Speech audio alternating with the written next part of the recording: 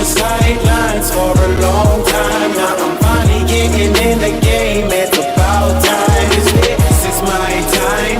This is my time. The only thing I consider impossible is losing. I've been waiting on the sidelines for a long time. Now I'm finally getting in the game. It's about time. This is my time. This is my time.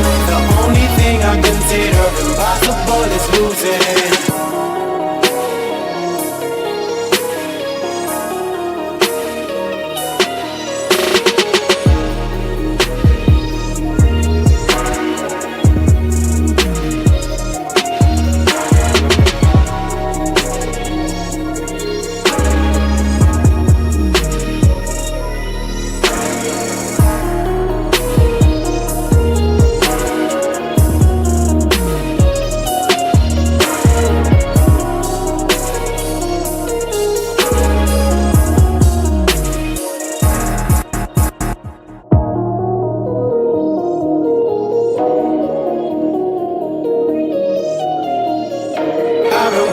On the sidelines for a long time. Now I'm finally getting in the game. It's about time. This is my time. This is my time. The only thing I consider impossible is losing. I've been waiting on the sidelines for a long time. Now I'm finally getting in the game. It's about time. This is my time. This is my time. The only thing I consider impossible is losing.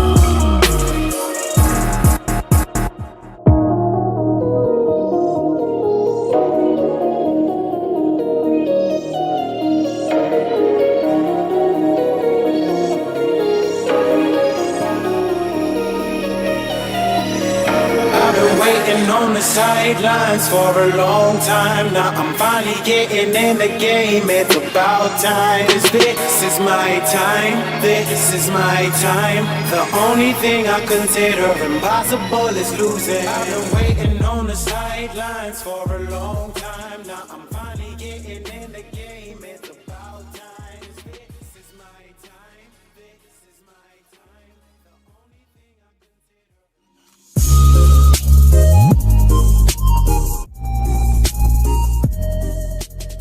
BetUS, America's favorite sportsbook, where you can bet on everything anytime. Sportsbook, casino, horse racing, live betting, and more. We have the best bonuses in the industry. That's right, get a 125% sign-up bonus. And to celebrate our 30-year anniversary, we are giving up to 30 risk-free bets, a truck, Super Bowl tickets, and more. Don't miss out. Play smart. Join now. BetUS, where the game begins. What's up, ladies and gentlemen? Welcome back to TDPHINSTALK, home of the real Miami Dolphin fans. We have some breaking news dropped by Ian Rappaport at 5:06 p.m. this evening. This is bad news for the Miami Dolphins. We're definitely hoping that it's not as big as it seems, but I'm going to share this with you all right now.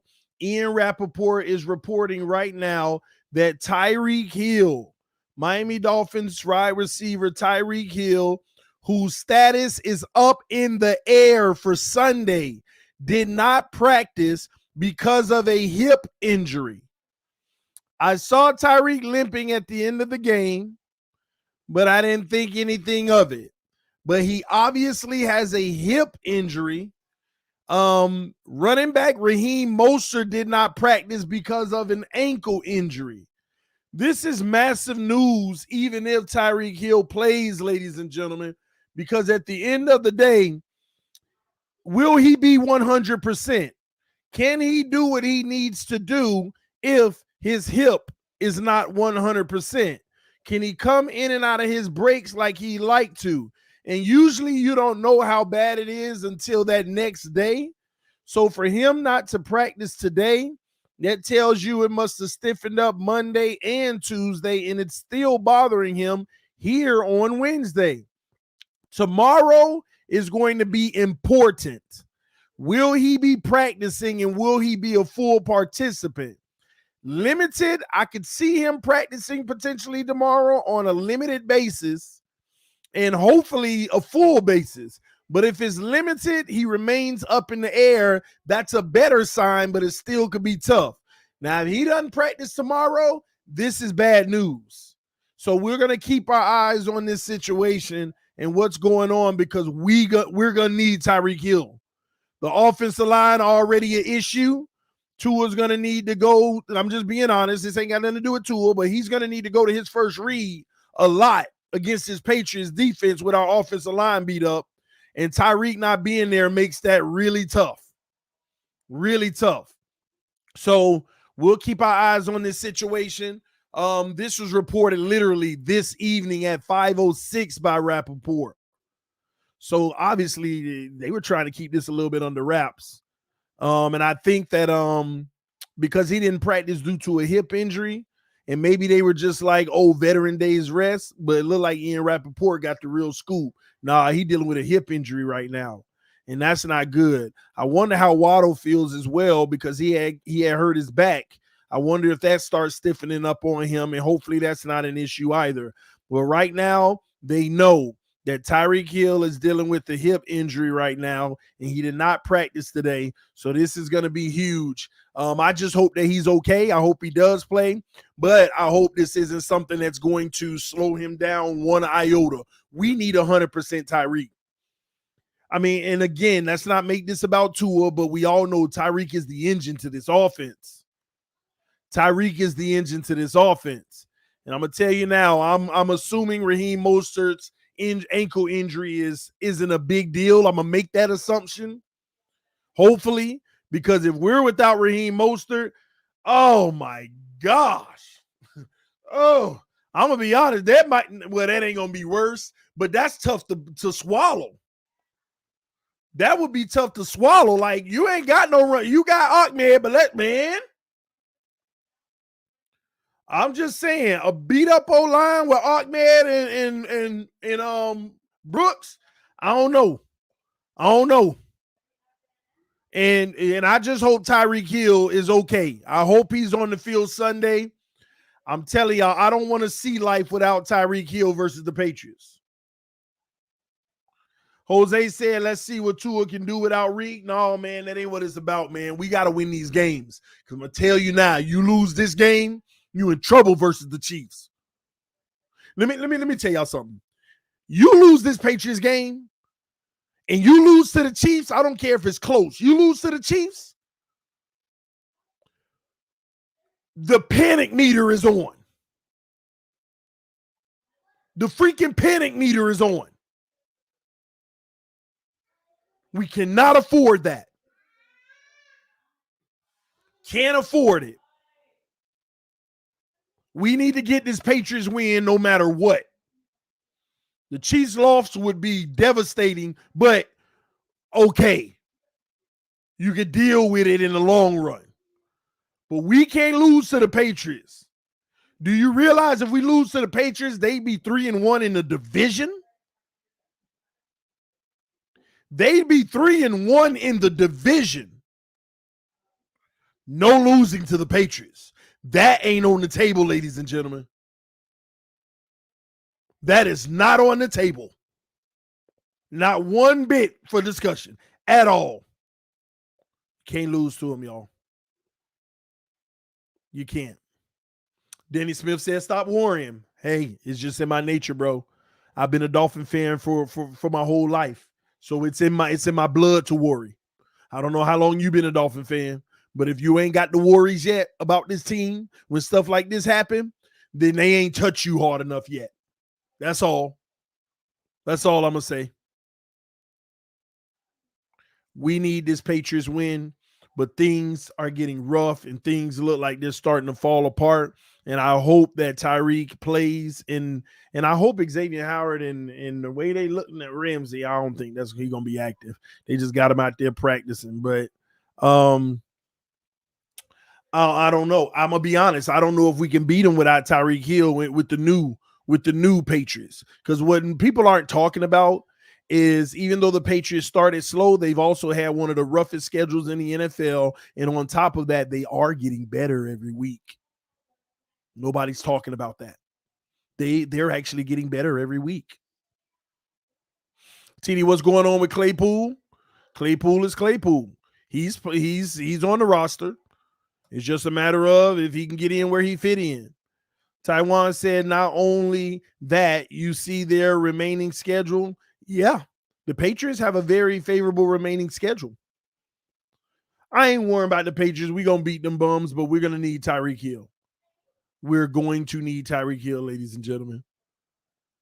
And Mostert.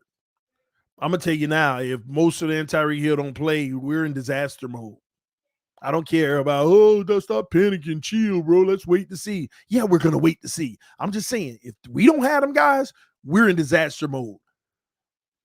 Matter of fact, the team as a whole might be worse than it was back when Tua was with Flores.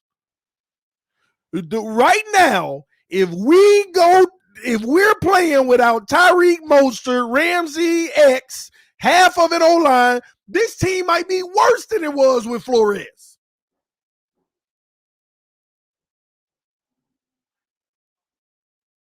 It would no. It would be worse. You can't tell me where the upgrade is.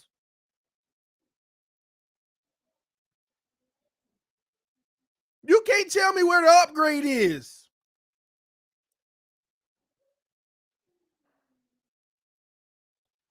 We need these guys. But that also makes you realize how thin we are and how much you rely on a guy like Tyreek or Mostert because of what they do on offense.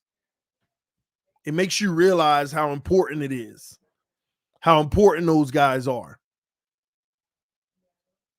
Interesting. Yeah, Miami will be fine. Y'all kept telling me that last year. Miami will be fine. Miami will be fine. Miami will be fine. Kept telling me that last year. We're going to keep an eye on this situation, ladies and gentlemen. Tyreek Hill not practicing due to a hip injury. And my thing is, if it's a hip injury, it's a hip injury. It's a hip injury.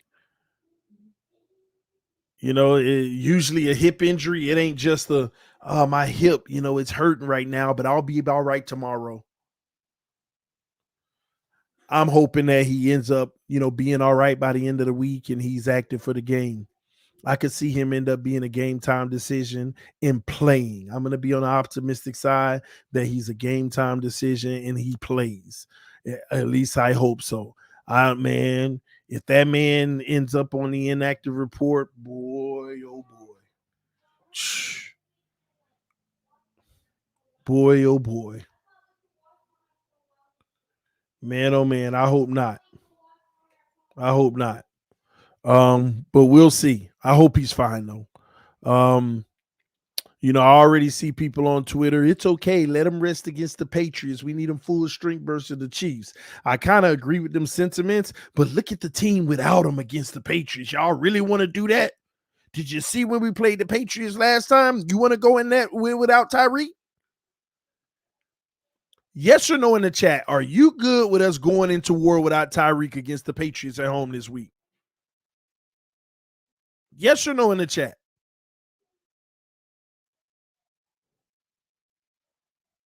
Please let me know in the chat. No. Yes. No. Yes. No. Yes. Yes. Yes. Yes. No. Oh, a lot of y'all say y'all fine going into war without Tyreek. Man, all right. All right. I just hope we don't get what y'all asking for. I hope we don't get what y'all asking for because I'd be terrified. I'd be terrified. Boy, oh boy. We need Tyreek. All right. let's move along. Like I said, we'll keep an eye on that situation. But we got two other things that we need to talk about that dropped today as well that are very interesting. Um, let's start with Darius Slay. Let's start with Darius Slay. Did you all catch Darius Slay's interview? Let me know in the chat. Did you catch Darius Slay's interview? Yes or no? Let me know in the chat. Did you catch Darius Slay's interview? I'm about to pull it up.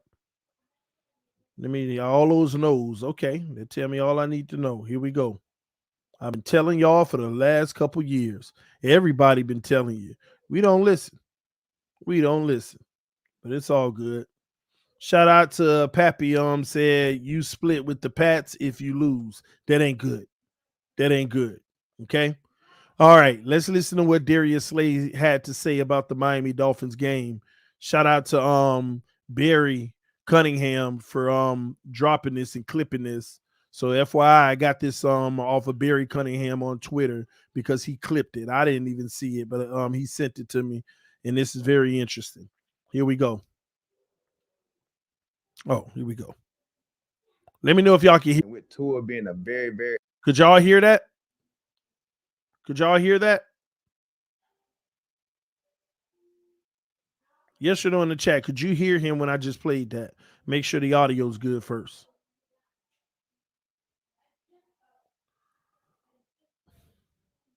Yes. All right, cool. Here we go.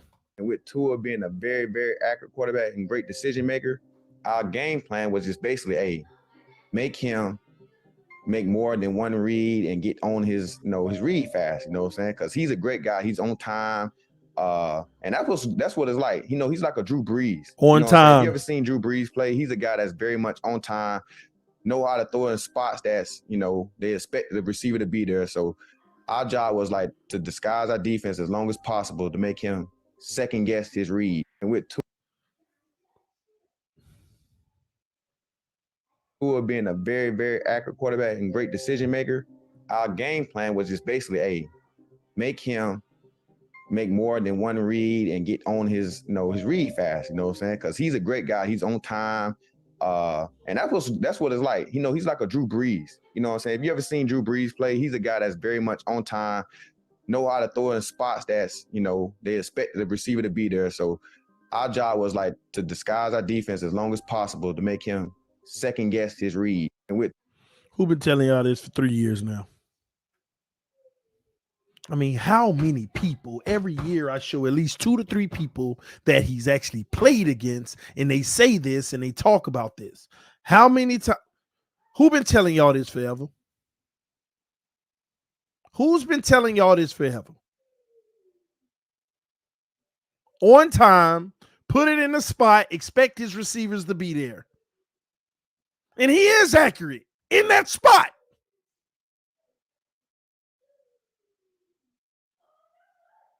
How long I've been telling y'all this? Everybody knows it's the real ones that play the game. They know what he's doing out there. They know what he's doing. If you want to talk about a superpower, that's his superpower.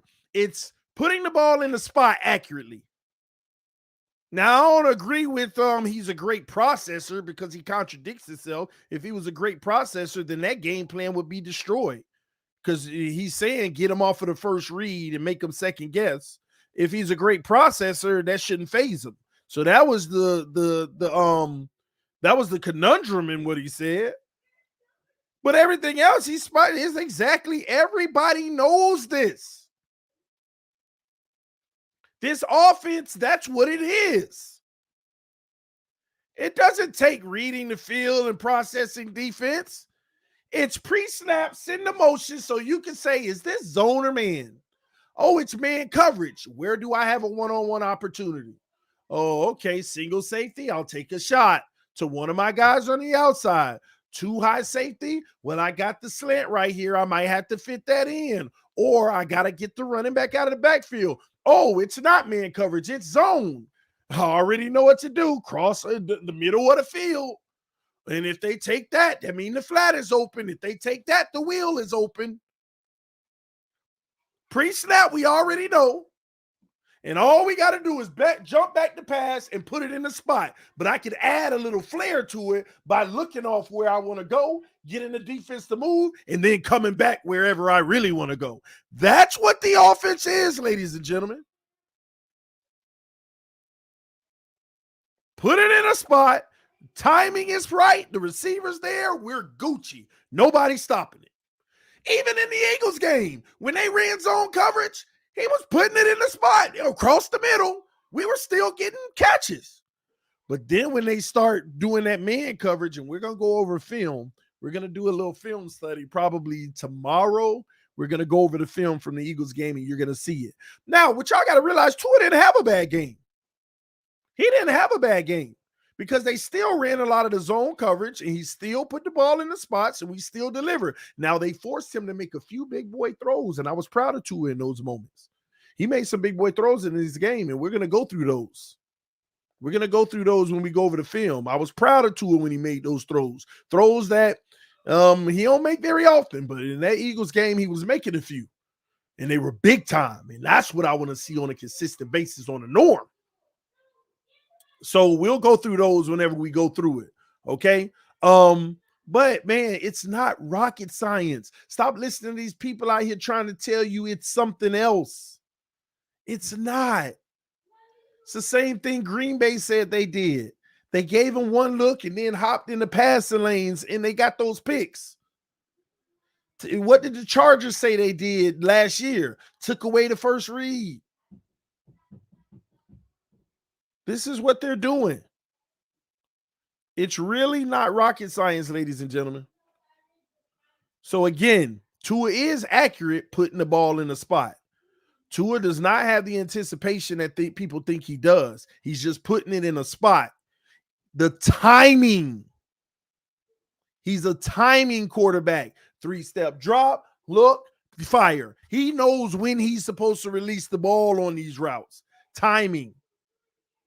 This is why when you get those few interceptions, you're like, what was he doing? Trust me, he threw it right in the right spot. Go look at the play again. They bumped the receiver. The timing's messed up. The receiver went inside when he was doing the seam. The timing was off. That's all it is. Anytime you see an errant, weird throw from Tua, and he's like, because he put it in the right spot, but the receiver and the timing was off. This man always. Timing is a part of anticipation. I agree, a part, but anticipation requires multiple things. It requires actually evaluating. I keep on explaining this to y'all. This is the last time I'm probably going to explain this. I'm tired of doing it. Hear me and listen to learn and not to just argue, okay? There's a difference between putting it in the spot in timing and anticipation, okay? This is timing and putting it in the spot. If I hike the ball and I'm going to hit Tyreek on a slant, like right away. If I hike the ball and Tyreek falls on the ground, the ball still goes on that slant. That's timing.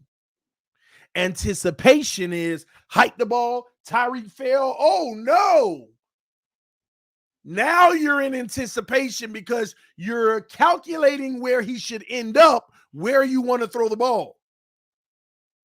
If any alteration happens in the timing, anticipation kicks in because you need to change the pass.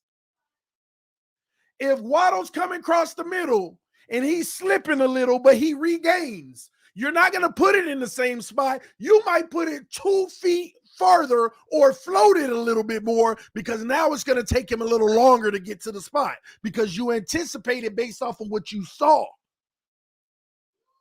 You have to read what you're seeing and say, he's going to end up here, and that's a window.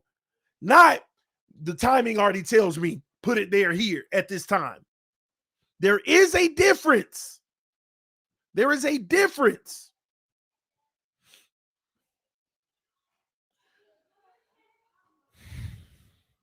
This is why you go look at Tua go routes to Tyreek when he goes deep, right? He's been killing it lately on the deep go routes for 40 yards. Y'all notice that? Go look at every play. Free release, back to pass, put it up on the money in stride. Now go look at all the ones where they bump the receiver at the line and he put it up. Overthrow, underthrow, got to turn around and come back because he ain't anticipating. He's putting it in a spot that they work on all the time. Do me a favor and go do your homework on that. Go look at the last 3 or 4 deep balls that he threw to Tyreek that were on the money. And you're going to see Tyreek and have a free release like they practice, and Tua's going to connect. And then go find some of the ones where they don't connect and he put it out on the sideline and it's short or whatever, and watch they put their hands on Tyreek at the line of scrimmage because the timing was messed up. But if you're anticipating, you're going to adjust the timing. Anticipation means that you're always open for the adjustment based off of what's going on real time. Anticipation.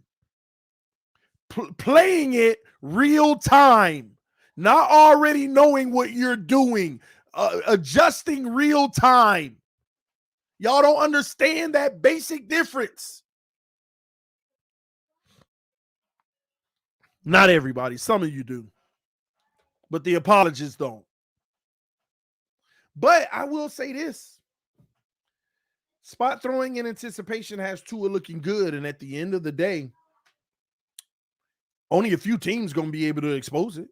So we'll always do well and put yards up and put numbers up and have a good record. I think that's how, as long as you got a guy like Tyreek and stuff like that, we're going to always put up some numbers and have a good record at this rate. But every time you run into a good defense that actually schemes against it, this is what you're going to get because they're wanting you to go ahead and use that timing and put it in spots. You're going to get them sometimes, but they will create a turnover at some point. They will make it hard at some point. And that's what we're dealing with the Miami Dolphins offense. That's who we are. So we can keep debating it. No, this and that and this. All right, that's fine. I don't care anymore. It is what it is. I already know we're going to pay the man, so it don't matter. So let's go. I'm fine with this spot throwing, but let's keep everything around them so that we can keep winning. That's how I feel. It is what it is. But let's make sure we take care of Tua and put everything around him so that we don't have to have bad moments. Because now what we doing? Complaining about the O-line. Tua ain't got enough time to make enough plays and all this and that and that and this. Yeah. Because we need everything around him for him to maximize what he's potentially capable of. So it is what it is. But one more time for the people that just got in. Tua being a very, very accurate quarterback and great decision maker, our game plan was just basically, make him make more than one read and get on his read fast, you know what I'm saying? Because he's a great guy. He's on time. And this is a good point too. Make him let me back it up and give y'all the exact words so I don't paraphrase. More than one read and make him make more than one read and get on his read fast, Make him make more than one read and get on his read fast. Like he got to hear, like make him make more than one read. The first one took it away. Oh crap. Oh man. And now the pressure coming. That's all you got to do. That's the game plan. That's all you got to do. But here's the deal. Make him make more than one read. Make him make more than one read. This is what people don't understand. We already brought the statistics to y'all a few weeks ago. If I'm not mistaken, Tua was number 1 in the NFL, 80%, something like that. I think it was like 80% of his completions were the first read. He had the largest in the NFL, about 80% or something like that was his first read. Okay? People keep evaluating those 80%. If you want to know the kind of quarterback you got, all you got to do is go evaluate the other 20.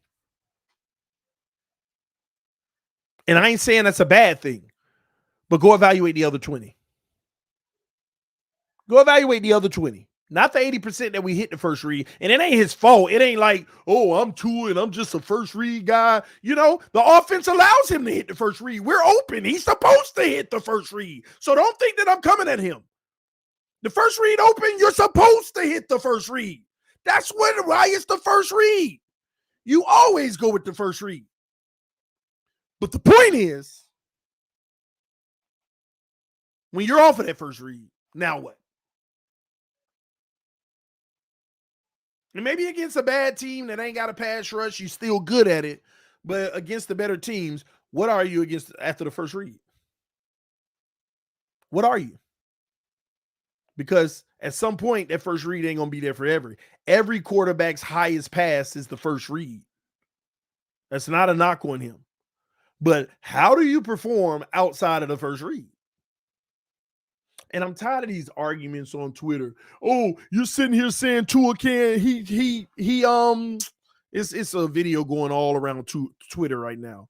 Oh, Tua, you're trying to say that he gets nervous after his first read. And they put 3 plays in 3 different game clips saying, look at him after the first read, scrambling, making all script plays. You had to find 3 plays out of 3 different games? 1 play for 3 different games?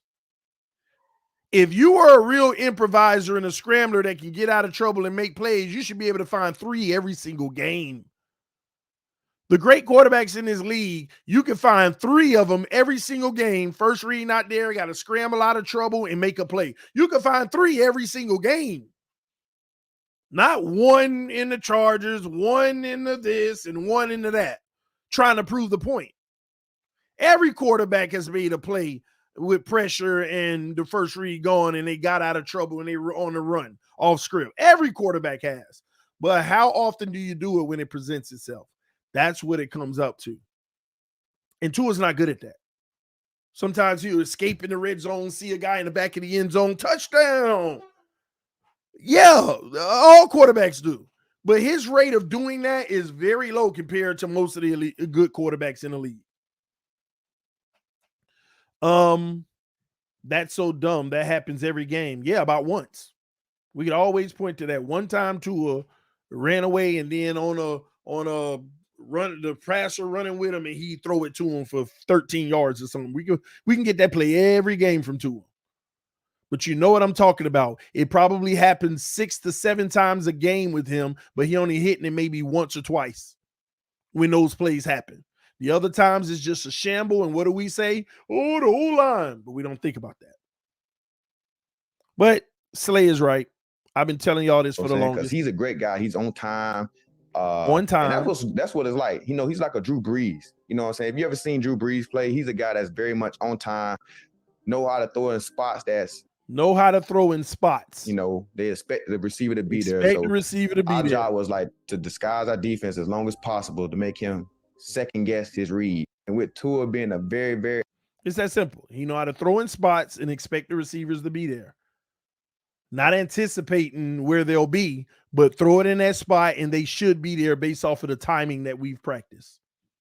That's what we have. It ain't a big deal. That's what we got to deal with. Now let's make sure we keep everything around him so he can keep executing as best he can. It's that simple.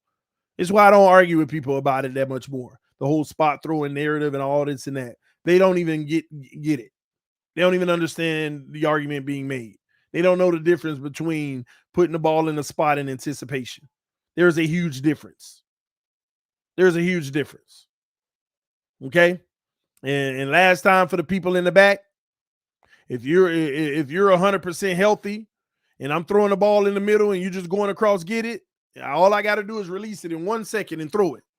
Now, if you done broke your ankle and it's going to take you double time to get there, it's going to take twice as long, and I hike the ball and throw it in that 1 second, it's going to be incomplete every time. I have to anticipate the speed you're going now is different than what it was because of a new variable. People don't understand that stuff, but it's all good. That's why I'm here to explain it to y'all so y'all can see exactly what I be trying to tell y'all. A. Burgo said losing Tyreek shouldn't matter for this weekend. The injuries are piling up. Concerned. It should, though. You don't think losing Tyreek would matter this weekend? You're going into war with the old Flores team and maybe even worse. You think that doesn't matter this weekend? They're better than they was back then. At least they got a few receivers. They ain't great, but they better than they used to be. Burgos, you don't think that it matters this weekend? What advantage would we have? What advantage would we really have? I'm just saying. And they went up and down the field on Buffalo. Don't think that it was just a bad game by Buffalo making mistakes. The Patriots did what they wanted to in that game for the most part. They were executing. No, it matters to me if Tyreek ain't on that field. I'm sorry. It matters to me. Hitch had said it's the system, TD, not Tua. Before McDaniels, Tua was not first reading. He was checked down. This offense was made because he had trouble learning playbook and reading defenses. I mean, we all know that. I mean, some people don't like that. Some of us know that because it makes him less than, but we've come to that grips. I mean, to me, at this point, it's not a big deal. We know it's the system.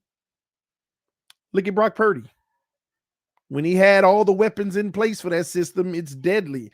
Now that one piece is missing, it's like Christian McCaffrey and Ayuk. Christian McCaffrey and Ayuk. That's all I got left. That's 2 weeks in a row. Purdy without the trifecta of weapons. It's the same system. You see them doing the wheel route stuff too. They may run little other wrinkles out of it, just like us. We run different wrinkles out of it. It's the same thing. It's the same thing because having that threat of Debo on the field going in motion, because Debo's the motion guy. McCaffrey's in the backfield and sometimes flecked out at receiver. Ayuk out there like Waddle. Debo is the motion guy, like Tyreek got you going crazy. Like, okay, you got to worry for that. And it's unstoppable for San Francisco when he's on the field. Now you don't have him out there on that field. And now it's a little Purdy looking like the system guy. There's a direct correlation, ladies and gentlemen.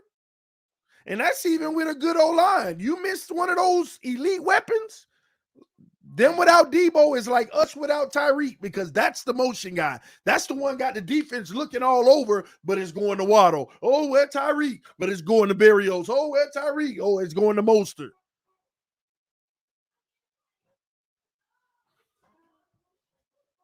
So all you're stuck with is wideouts and Ayuk, Kittle, and a running back in McCaffrey. You ain't got the guy that makes everybody second think. And Debo running up and down the line of scrimmage. It's just like last year when we had Gesicki and Waddle. If Tyreek would have been missing in the game, you would have saw that same thing. That same situation. So I'm going to be honest with you. You're going to look up and you're going to look at the 49ers and be like, what happened?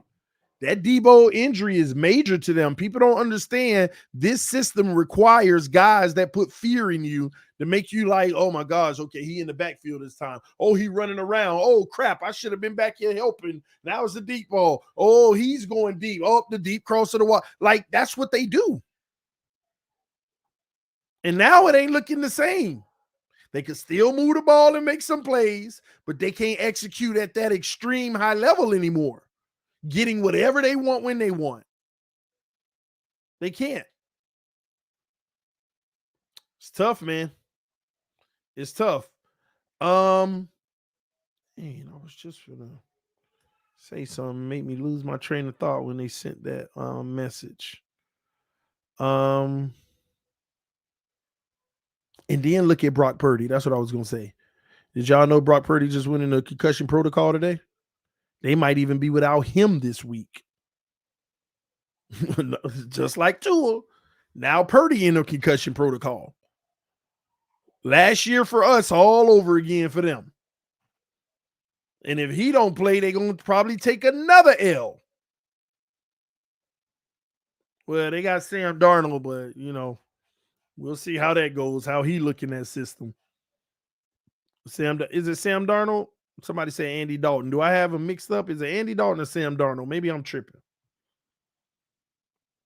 Let me see. Hold on. Let me know which one it is. I thought it was Sam Darnold over there. Maybe I'm tripping. Y'all say Andy Dalton. Okay. Maybe I'm tripping right now. They should have kept Trey Lance. Maybe.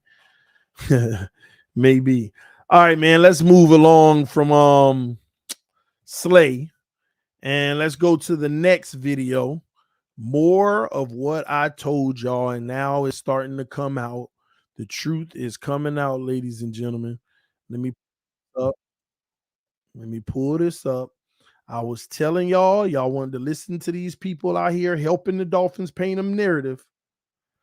Y'all wanted to listen to these people helping the Miami Dolphins paint this false narrative so that they could justify the bad decisions they made. Here's Kyle Van Noy of his time with the Dolphins and how all that fake stuff, they were all lies. I believe I was just in the middle of a civil war. He was in the middle of a civil war. What did I tell y'all? This ain't had nothing to do just with Tua and Flores. This was Flores and Greer. I told y'all and I reported to y'all that Flores wanted more power, and the people that I know close to the situation told me that Flores wanted to be in charge of the decision making. And him and Chris Greer start clashing heads, and Stephen Ross had to come in and mediate, and it got so bad that Ross had to make a decision, and he made the decision of Greer over Flores. And I even proved it when I showed you Stephen Ross's press conference when Stephen Ross said the reason why I fired Flores because I had to make a decision. They were not he literally said they weren't a cohesive unit, and I had to make a decision. I had to pick one or the other. Stephen Ross already told us this.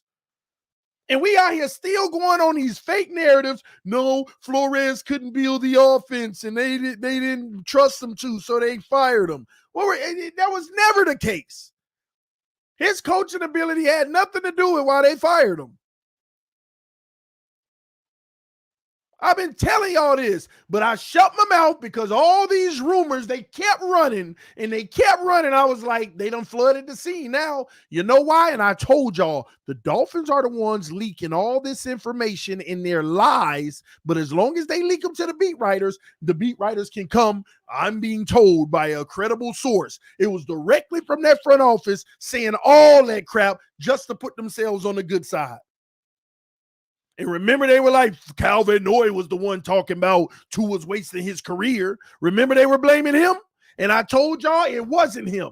I know who it was. And I already hinted to y'all who it was. I know for a fact who it was. For a fact. F-A-C-T-S. Because the person who reported it, I got it from them. But they ain't going to come out and say it. Because they going to protect their guy.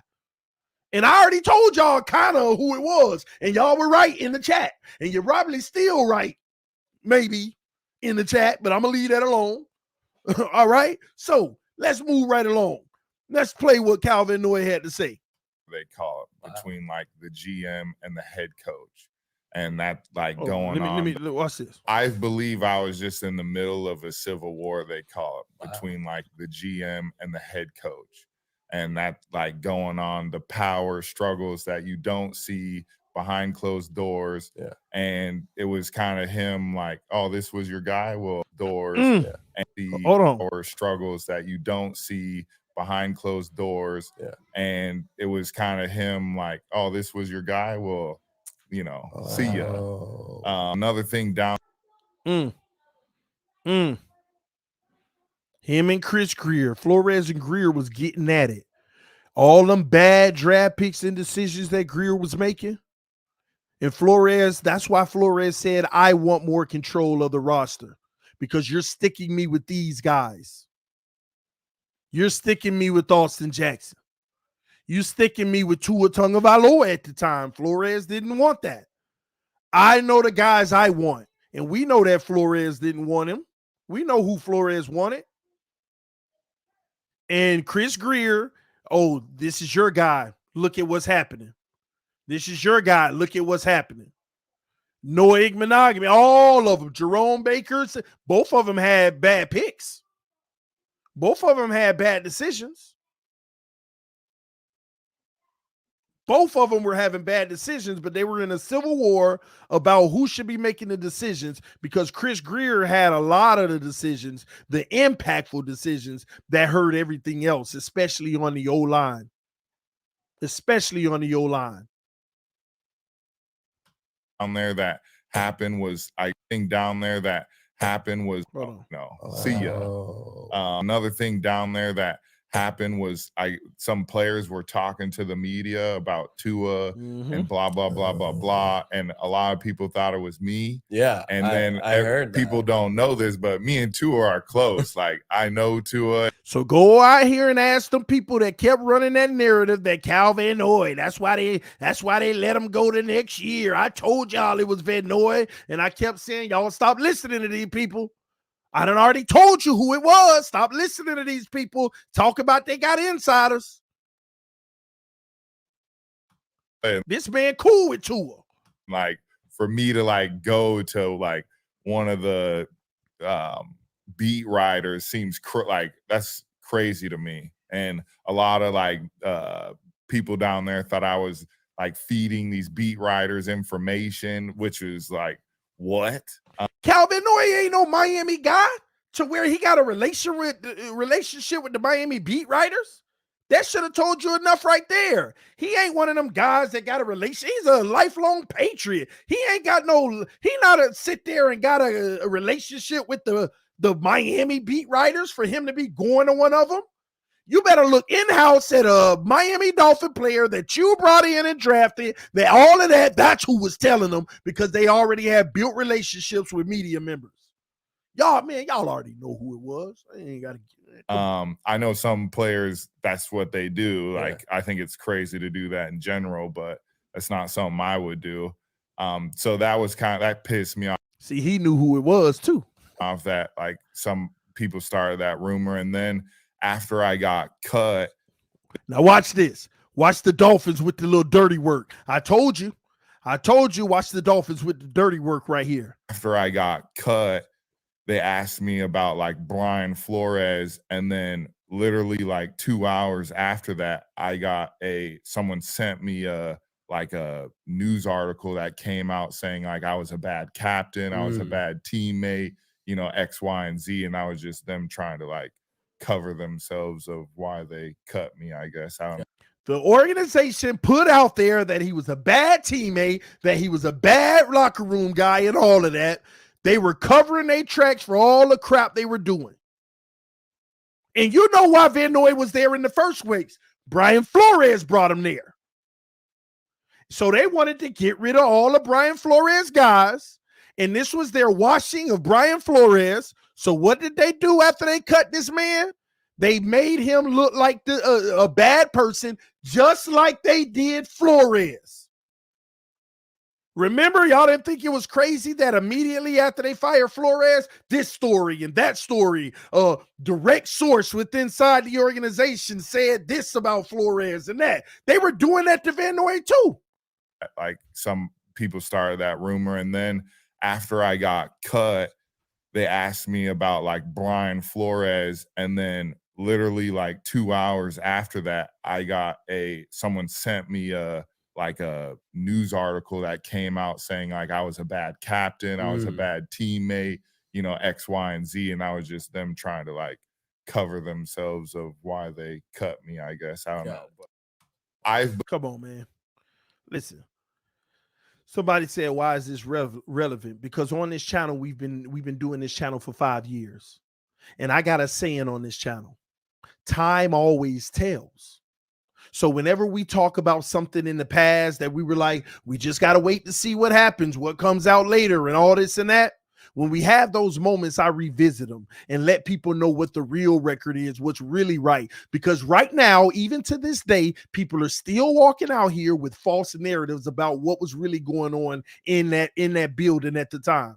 They are still walking around with false narratives about what was going on. And that's how ignorant we sound around all of these platforms, talking about what happened in the past was this, that, and this, and that led us to now, when your recollection of the past was wrong. So stop thinking that's what led to now.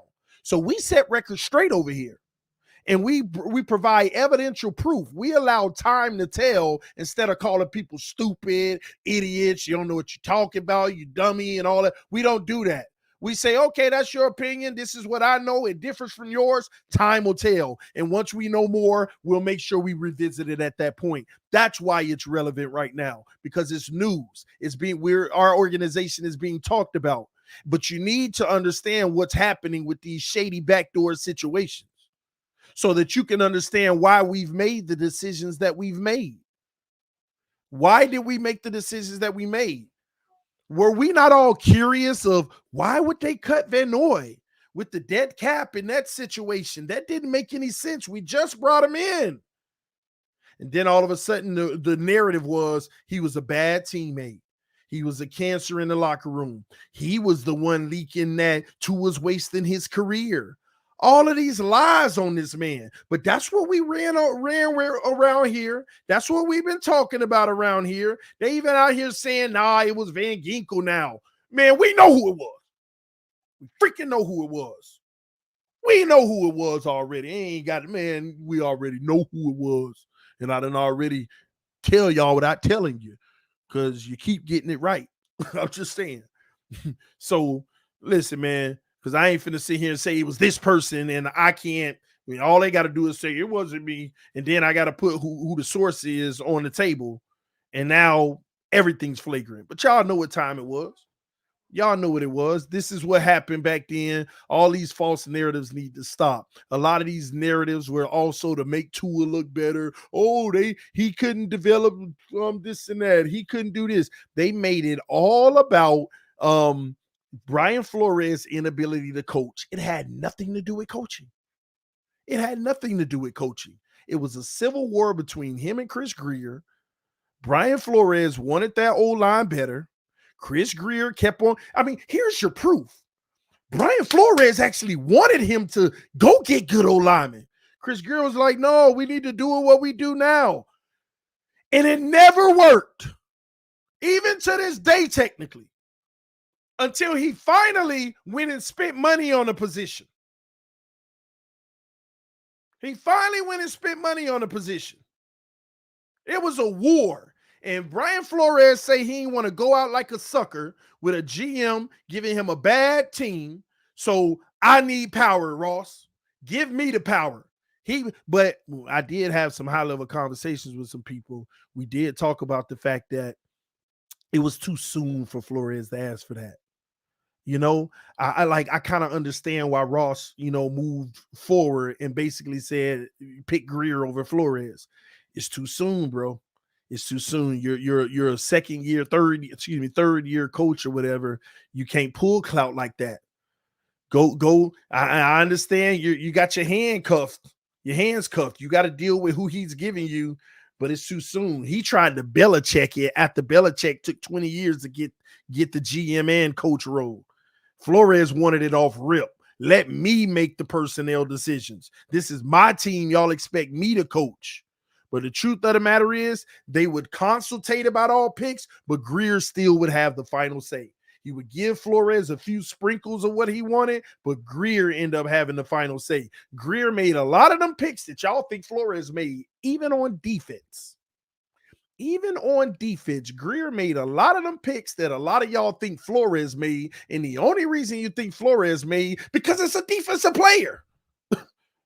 Because some of y'all wouldn't even believe if Flores said, I don't want Noah. And Grier like, man, I'm telling you, he's young. He got years. He's already great. You can even develop him even more. Like, come on, we only seen Flores smile about one draft pick, and they've showed him on camera for everyone. And that was a bad pick. That was Raekwon Davis. And that still ain't working out. But I'm just saying, that's the only one we saw that man smile about. All the rest of them, stale face. Stale face on the camera on draft days. Man, no, they say Flores made all the bad picks. Man, Flores ain't picked no Austin Jackson. I know that. Flores didn't pick Austin. And the problem with the Miami Dolphins, we got too many hands in the pot. That's why Dan Marino is a consultant. Like, remember they had Caldwell as a consultant? That was the problem back then. They had too many consultants conferring on these decisions. So if Flores wanted this and Greer wanted that, if two people went with Greer, it was what it was. That was part of the problem. Too many consultants. Too many. That was the issue. All right. But anyway, man, that tells you all you need to know. Y'all stop listening to these false narratives out here, because it's sad that all these narratives were generated just to uplift Tua and give some people somebody to go at in regards to Tua. And today you found out they were false. A lot of them were false. There's still some that got to be proven false that I know for a fact from direct knowledge that are false. But as the narrative keeps on, I leave it be and let time tell, because eventually time going to tell it all.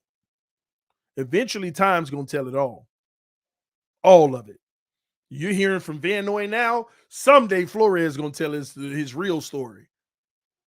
Unless he signed a non-disclosure or something. But at some point, we'll know, like, for real, but you ain't going to get it from nobody in the Miami Dolphins. But I'd never forget when they start trashing Van Noy when they let him go. He was a Flores guy. He was the mold. He was the one that kept on trying to say Tua's ruining his career. They killed Van Noy. Y'all know that. See, why do you think they let him go? Why do you think that they cut him after 1 year? It was Van Noy this whole time. And they just swearing, I told you. I'm like, man, they just trying to clean out Flores' last guy. The one that did ride with Flores. And we talk about Van Noy saying that he actually loved Tua. He's cool with Tua. Why would he do that? He know guys that do that. Yeah, he know who did it. He know who was doing it. He literally said, I know guys that did, but I didn't think that was cool. You know, I don't understand why they would do that. So, but the one thing I do commend Mike McDaniel on that I love, he makes sure, y'all got to understand, there's a rule in our organization. Mike McDaniel said it the first day we hired him. Number one rule, protect the team. Protect the team. Tua could be the worst quarterback in the NFL, but if you're protecting the team, you're going to, everybody that asks you a question about him, is your job to make him sound like the best one in the league. And that goes from the top of the roster to the bottom. When Noah Monogamy was still on the roster, what were they doing? You know, I'm glad you see Noah's growing. He's making better plays. You can see him coming along. Y'all don't remember that in training camp? Xavier Howard, some of all of them. All of them, yeah, Noah, you know, he's out there making plays. You see him getting better, blah, blah, blah. All of them were praising him. They were all praising him. Because Mike McDaniel has rule number one. He came in with rule number one because Mike McDaniel did his homework. He knew people were talking, and he ain't gonna be able to do his job. He really looked at I bet you Mike McDaniel, the type of guy that looked at every single one of Brian Flores' press conferences. He studied everything about the Miami Dolphins, and he saw, dang, we waste half of our time in these interviews talking about Flores and Tua. I know what I need to do. The rule number one: protect the team. That's for in Mike McDaniel told y'all that in the press conference. Our rule number one is protect the team. By any means necessary. Protect your fellow teammate. Don't bad talk them. Don't do this. Don't do that. Uplift everybody. That is rule number one for Mike McDaniel. And that's what they do. But that's when I also told y'all, I don't listen to nothing these players say. Oh, so you're trying to say the player don't know what he's talking about? No, they just following the rules. They just following the rules, which they should.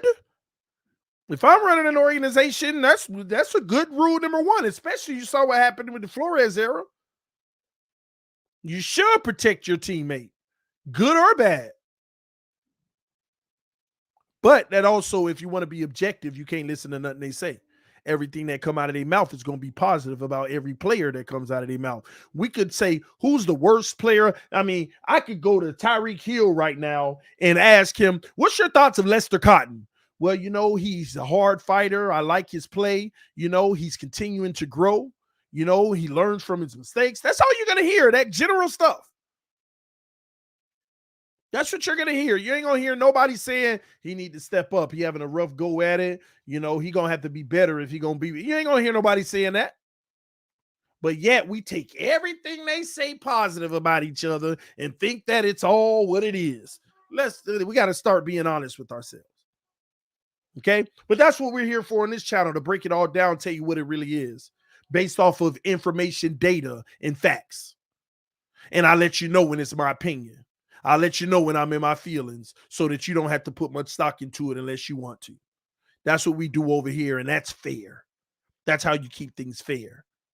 Okay? You don't attack people, lie on them, and lie to viewers to say that you know this and know that when it's all lies. Just go back and do your homework and go find out all these people out here in these streets talk about Calvin Noy was a snitch. They got it on good authority. Their sources tell them. Just go back and see.